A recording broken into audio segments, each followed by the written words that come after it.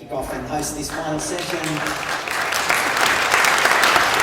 Thank you, President. It's been an amazing symposium because it's really highlighted just the amount of change that's happened over the last 3 years. I'm in the research innovation space, and I was just really chuffed to see the gaining momentum happening in that innovation-centred transformation of the biosecurity system.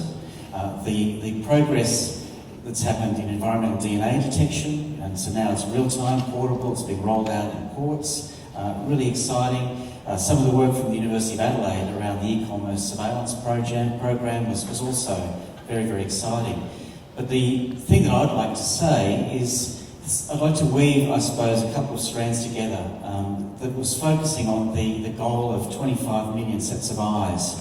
And when we spoke about the decade of biosecurity, it quickly sort of turned to a bottom, we need the bottom-up movement. So I suppose the outcome that I'd like to leave with you is that I really believe that a major and tangible first step to making the decade of biosecurity real is to look at how governments can enable a more sort of stitched, a more meshed, coherent, focused, general biosecurity surveillance network and system. And if we really make that a priority of the collective, working with governments, I think that's something that I'd love to be able to report back in 2 years. Anika, who was our first keynote, she reflected that we don't learn by talking to ourselves, and often people think you might be a bit crazy if you're talking to yourself. Nothing wrong with that, I do it a lot.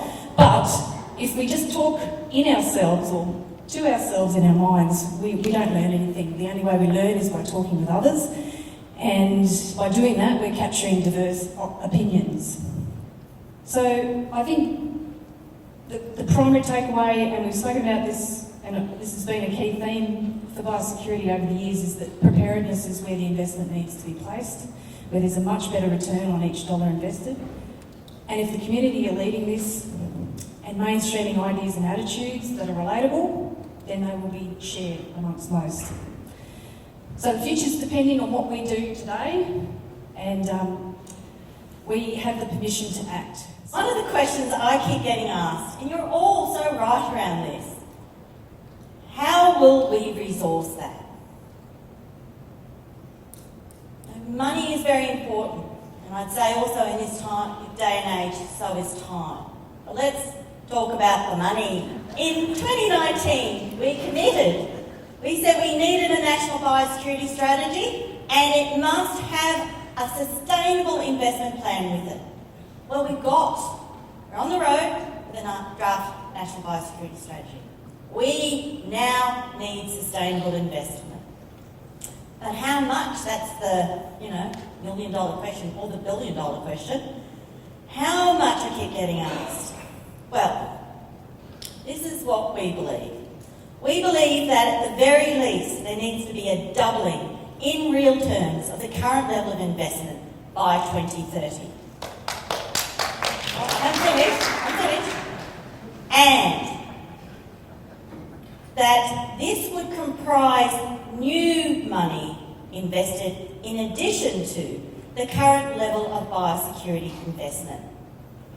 And this would be built on a new biosecurity investment model, one that sources funds from government and business, philanthropists, NGOs and others.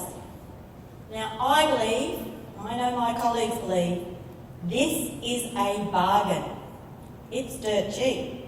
Because this investment is our future. Since the costs of getting it wrong are so high. So help us make this happen. You're all interested in the money. We need this commitment. We need the noise. And Andy's going to tell you how you can make more noise. So biosecurity, this word, this special word, it's our problem. It's not just my problem, it's our problem. It's our chance. Biosecurity is our chance. And it's our system. It's all of our systems. And this biosecurity collective that we talk about, this is our collective. It's not the 4 organisations, it's our collective. We are the biosecurity collective. The community makes things happen, not governments. And so the decade of biosecurity is to make your job easier.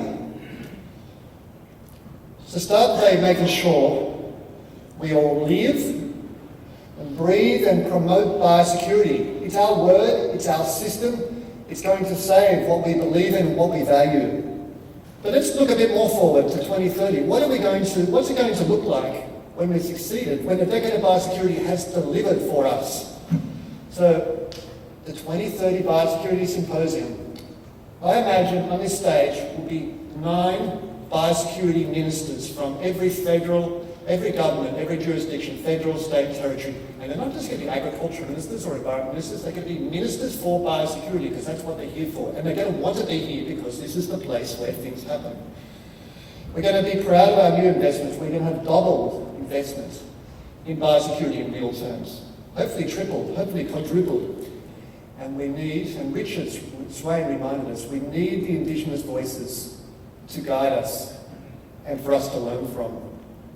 And we're going to have the participation of all Australians, and you're all going to make that happen. That's what our vision is for 2030. And I hope to see you in 8 years' time and realise that vision. Thank you.